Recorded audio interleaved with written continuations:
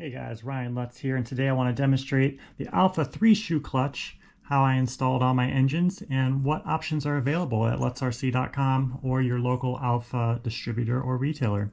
So, what we have here is the Alpha Dragon 4 Edition 2 engine. It already comes with a flywheel collet, so I don't need that. If you're using this on a different engine besides Alpha and don't have the Alpha collet, it is suggested that you get one. You can get that separately, or I do have a clutch kit, the E70-BU02101, that does come with a collet. It does not come with a clutch bell though, so you need to get that separately for that particular setup. But for now, we're going to use the E64-BUB2113. So this has a 13-tooth vented clutch bell on it. It's the Alpha 3 shoe, so we are going to assemble that now. So we already have the flywheel collet on. We're going to set on the flywheel, and then we got the clutch nut. And then Alpha also offers this 4-way wrench that you can use for multiple things, glow plugs, also the clutch as you can see, and it has two other sides, and there's two different versions depending if you have a pillowball car or whatever purpose you'd want it for, so you can choose which one you want. So this clutch nut, you can tighten it about as tight as you want. Don't be afraid. Really tighten that down. And then we want to put on the shoes. Now, I've already opened this package, obviously, and spring-wise, it comes with all three options, the hard, moderate, and soft. So there's 3 of each one, so you could use whichever combination you want. For this particular build, I will use 1 of each. Now, what this would do, if you were racing it, it would allow the clutch to engage at basically 3 different RPM points. Each one can come in at a higher RPM, which can create a nice smooth feel and still give you kind of a good acceleration and snap throughout the range. If you were to use all soft springs, that's going to engage really early and at a lower RPM. That's normally good on a really loose track, or if you're a very smooth throttle finger. Or if you used vice versa, all hard springs, like all silvers, that would engage much higher RPM. It would come in a lot harder. It would hit hard on the bell and feel like you have more acceleration. At the same time, if you're on a loose track, that could create a lot of wheel spin. So now we take the little shims here that go underneath the shoes and place them onto each flywheel pin. And then we can set up our springs into our shoes. So you kind of just set them in here. Now, some neat features you might see on the Alpha aluminum shoes here is that they have a completely flat face. And what you'll notice on many other 3-shoe clutches, and I'll demonstrate here with the Teflon shoe that we have, is many other ones have a groove, which is where the spring rides. So on this Teflon shoe, that's what it does for this. The spring goes up over the top, kind of sits in that groove, and you know, it works, but when you use these on aluminum, it actually creates a groove in the clutch bell after a while. These flat ones do not. It's much more like a 4-shoe, and it'll engage over a greater surface area and also keep the bell smooth on the inside, so help it last a little bit longer. And then you'll also notice there's a pin that goes through it here that the spring rides on. It's a hollow pin, supposed to help keep it a little bit cooler, a little less fatigue on the spring. I mean, that's the goal of it. And you can see the edges are already chamfered as well, which makes it nice. So I'm going to set those in there. And then actually for the third one, instead of this, I'm actually going to demonstrate putting on the Teflon shoe. So the Teflon shoes I offer, that's MP01-060201. And then the springs I offer for that are a 1mm and a 1.1mm. So those are the options for the Teflon. So what this setup would do, 2 aluminums and a Teflon, the Teflon is going to create a little bit more slip than the aluminum shoes. The aluminum shoes kind of bite harder, they hit harder. So the Teflon will give it a little bit smoother feel. Again, Teflon, that would be good on your lower bite tracks, or if you have a smoother throttle finger, or even if you have like a variety track where it's kind of high bite one section, lower bite on one section. A little bit of slip can just kind of allow the clutch to kind of just slide through that RPM. It won't bog down as easy, basically. So what I'm going to do, I'm going to put the one with the softest spring on first. So for the aluminum ones, I have a hard and a moderate, so I'll put the moderate on first. And we have the Alpha 3-shoe clutch tool here. And then I offer that also in blue for those interested.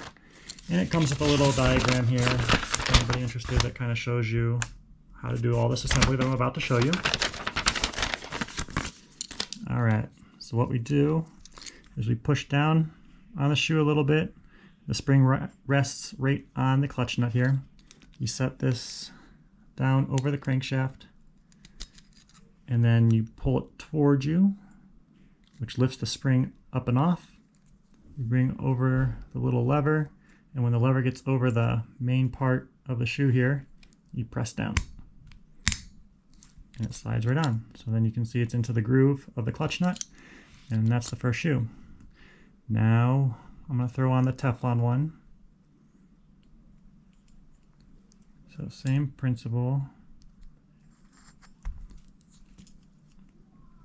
I'm right at the compression stroke on this one. All right, so you get down there, back behind, open it up, get the lever on the top. Oops, so I went past it. So try again. Press down. Okay. Well, their shoes are a little bit softer, so you might have to help out the front, lift up the front a little bit to get it over the other shoe, and then just keep working that spring down. Sometimes you have to work it. These shoes are shaped a little bit different than the aluminum ones. All right, so we got it in there. Actually, you know what? I made a mistake. That's a good thing, because now I can demonstrate it to you. On the Teflon shoes, we don't use that little shim. I apologize for not remembering that. It's been a while since I've used them. Keep your thumb over that when you pull it off, because otherwise the spring could go flying. So on the Teflon shoe, shim's not necessary.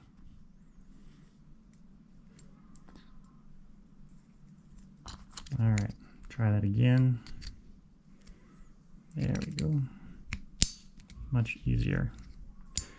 Make sure that spring is in that groove. Now for the last one, we got the hard spring. Now the reason I did this last is because you're going to need to pry apart this one a little bit to get this to sit over the pin. If this was the stiffer one, it's just harder to pry apart. So it just makes that part a little bit easier. Otherwise, same principle here. Spin it back. Press down. Make sure it's in the groove. Next, you can take like a flat blade, kind of open up each shoe, make sure they snap back. If they don't snap back, something's binding. Okay, so that looks good. So there you are, all assembled. And then this also obviously comes with the two 5x10 clutch bearings. Now other options that I offer, I have a Techno style bell, Techno Losi style, which are taller, and I have a greater offset than our standard bells. So if you happen to run, I don't sell these anymore, but if you happen to run a Techno or Losi, you want to give this clutch a try, just in the comments of your order on my website, just say for Techno or for Losi, and I will include one of these bells for free. Just tell me 13 tooth. That's all I guess I have. Just tell me that, and I'll include one for free for you. But as far as the shimming, I have other videos on that. So for now, I'm just going to demonstrate how I take apart the shoes off of here. So we're going to press it in again, loosen up that spring. Now there's a couple options. Sometimes this is a little difficult to use this lever here, but this lever is kind of going to go right behind that spring there. And you kind of press down and pull out, and it looks like it's going to work. Snap back in. So you're just opening up that spring out of that groove, pressing down on this and pulling outwards. Now that's one way. I could still keep pulling it, but I want to demonstrate the other way while it's kind of loose, is you can use a flat blade screwdriver. Just kind of get under it and just work it up and pop it out. So that's the other option. So, or you can just say you use the tool. You can kind of use them together. Use the tool to get it underneath the spring, and use a flat blade to just kind of work it up. I kind of like to use the two tools together, and that seems to work pretty well. So that's how you can remove them. And then I guess the last thing I want to show is the different 3-shoe options I have. So I have the vented and non-vented.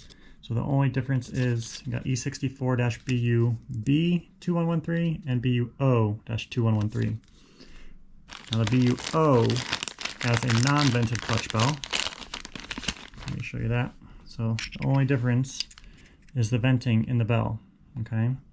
Now generally I would say if you're running all aluminum, vented is the way to go. Theoretically it's going to allow a little bit better cooling of your shoes, and for longer races you'll feel less fatigue, I guess, over a long race. Now if you're using any Teflon shoes, I recommend not using vented, because vented could also potentially let in a tiny bit of dirt, and it's thought that the non-vented will keep it cleaner, so the dirt can kind of deteriorate the Teflon shoes a little bit quicker. So if you're using any Teflon at all, do the non-vented. Now if you're just on a budget, the non-vented is also a little bit cheaper.